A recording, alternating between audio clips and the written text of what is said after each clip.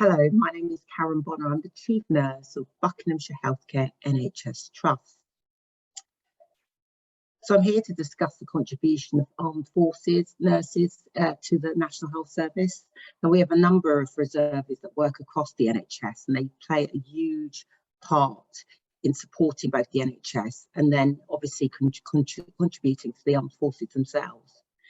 It's really important and integral to us as part of the NHS that we support these nurses as they work in our organisations and they take time out to do their military service. So a number of the nurses that I've worked with, they work at all different levels within the health service. In fact, one of my colleagues actually is a chief nurse now, and he works as a military reservist and has done for many years.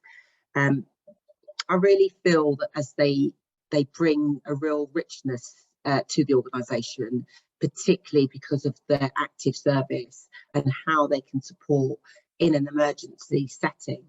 And as many individuals, once they go on deployment and return, those experiences are much more enriched and support other colleagues across the organisation or in their departments to really look at how to work in active service and through emergencies. We at the Health Service, NHS, have had to respond to many emergencies, and these individuals obviously bring extra skill sets that we could benefit from across the health service. So real added value to us as individuals and to the organisations for which they work. So we have a number of colleagues who work across the organisation who are military reservists, and some actually that used to be part of the armed forces. We at Buckinghamshire Healthcare signed up to the Armed Forces Covenant and the Veterans Covenant. And we have a number of colleagues who work across the organisation in non-clinical roles like service managers, general managers, directors of ops. And they themselves support the other colleagues across the organisation and support our covenant pledge that we have, which we actually have silver accreditation at Buckinghamshire Healthcare.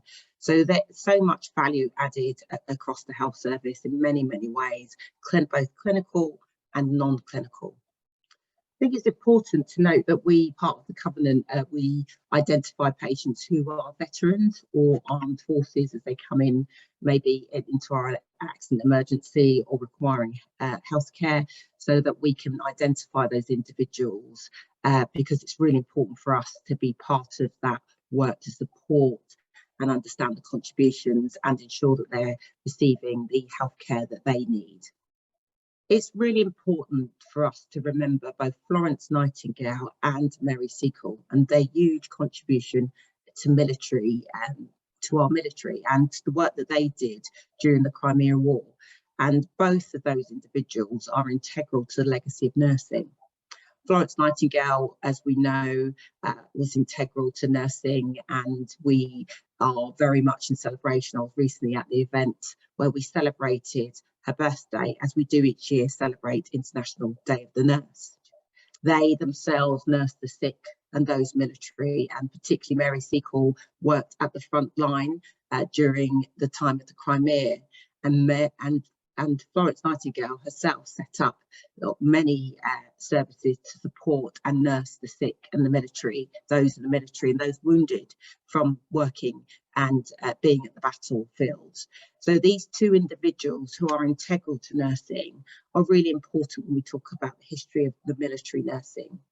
So I think for me, it's really important for us to talk about the legacy of those individuals, because without them, nursing really wouldn't exist. And we know that.